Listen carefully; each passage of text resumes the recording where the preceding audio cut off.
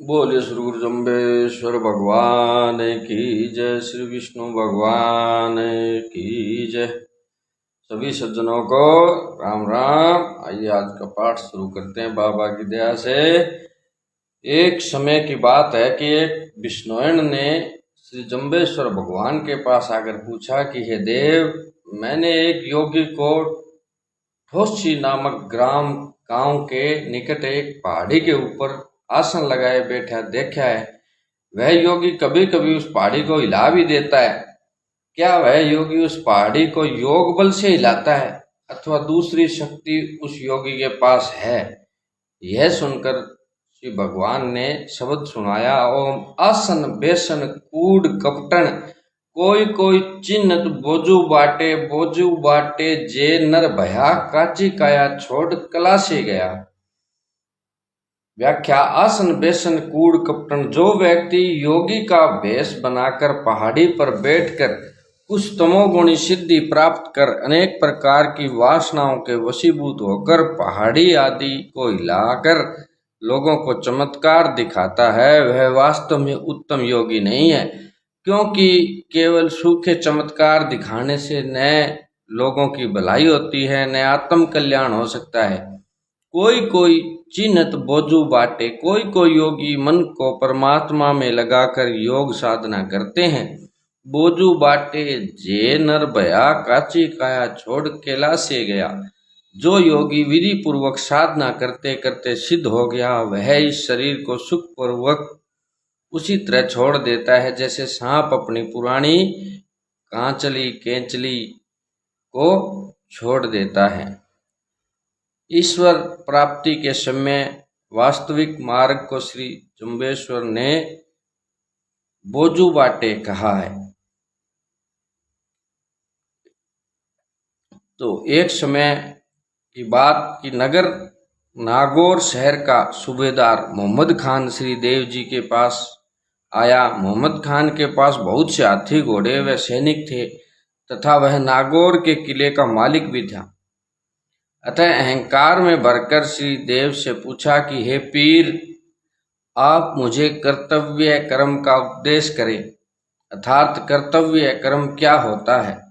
तब श्री देव जी ने उसका अहंकार मिटाने के लिए उसे शब्द सुनाया, ओम राज न भूले लो राजेंद्र, दुनी न बंधे मेरू, पवना झोले भीखर जेला, धुंवर तना जेलोरू, बोलस आब तना लहलोरू, आड़ा डंबर केती वार विलंबर, यो संसार अनेहु, भूला प्राणी विष्णु न जंप्यो, मरण विसारो के हूँ, मैं माँ देखनता देवदाणु सुर नर खीणा, जम्बू मंजे रांची न रही बाथे हूँ, नदिये नीर न झीलर पानी, धुंवर तना जे मैं हूँ, हंस उड़ाणो पंथ विलंब्यो, आशा श्वास निराश भइलो, ताचे वैसी रंड निरंडी देहूं, पवना झोले भीखर जेला, गेण विलंबी खेहूं। व्याख्या। ओम राज ने भूलो राजेंद्र, दुनी ने बंधे मेरू, हे मोहम्मद खान, तू इस थोड़े से अधिकार को पाकर सर्वशक्तिमान ईश्वर को क्यों भूल गया? बड़े बड़े राजाधिराज भी ईश्वर को भूलकर सांसारिक विषय भोगों में अहंकार और ममता से बंधन को प्राप्त हो गए हैं। पवना झोले भीखर जेला, धुंवर तना जेलोरू, भगवान विष्णु की कृपा से मिली हुई संपत्ति अहंकार आदि के द्वारा पुण्य समाप्त होने पर धुंवर कोहरे के बादलों के समान शीघ्र ही नष्ट हो जाती है। संपत्ति को नाश करने के लिए अहंकार वायु का काम करता है। बोलस आब तना लहलोरू, जिस प्रकार गरजते बरसते बादलों की घटाएं वायु के वेग से क्षण भर में लीन हो जाती है, आड़ा आडंबर केती वार विलंबर, उसी प्रकार कितने बल ऐश्वर्य से संपन्न राजा इस पृथ्वी पर होकर पुण्य क्षीण होने पर शीघ्र ही बल संपत्ति से हीन हो गए। यो संसार अनेहु, यह संसार अनित्य है, अर्थात उत्पत्ति वृद्धि विनाश वाला है। भूला प्राणी विष्णु न जंप्यो, मरण विसारो क्यों, हे प्राणी, अहंकार आदि अवगुणों के कारण श्री विष्णु भगवान का जप पर ध्यान नहीं किया तथा सोचा कि इसी प्रकार सदा जीवित रहेंगे, मृत्यु को भूल गया। भगवान श्री कृष्ण ने भी अर्जुन से कहा, हे अर्जुन, जो व्यक्ति अपना कल्याण चाहता है वह इंद्रियों के विषयों से वैराग्य रखे, अहंकार करना छोड़ दे तथा जन्म मृत्यु बुढ़ापा और व्याधि रोग के दुखों को स्मरण रखे।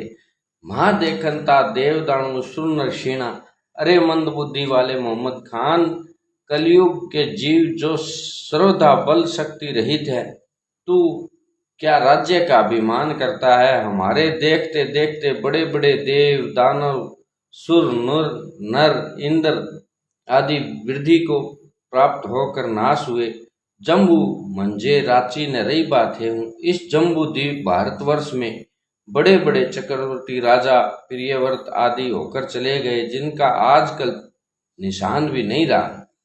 नदिये नीर न झीलर पानी, जैसे छोटी छोटी नदियों और छपड़ों छोटे तालाबों में जल सदा नहीं रहता, ऐसे ही धन यौवन आदि सदा रहने वाले नहीं है। धुंवर तना जे मैं हूँ, ये संसारिक पदार्थ कोहरे के बादलों के समान परिवर्तनशील तथा अनित्य है। हंस उड़ानो पंथ विलंब्यो, जब जीवात्मा इस शरीर से निकलकर परलोक को जाता है तब आशा श्वास निराश बहिलो, देह में श्वास आने जाने की आशा समाप्त हो जाती है। ताछे होयसी रंड निरंडी देहूं, उस समय यह शरीर विधवा स्त्री के समान अमंगल रूप हो जाता है।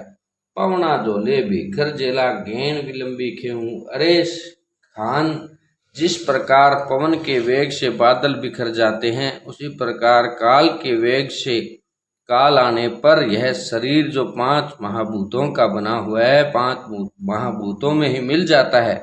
अतः शरीर तथा शरीर से संबंध रखने वाली अनित्य वस्तुओं पर अहंकार कभी भूल कर भी नहीं करना चाहिए। ये सुनकर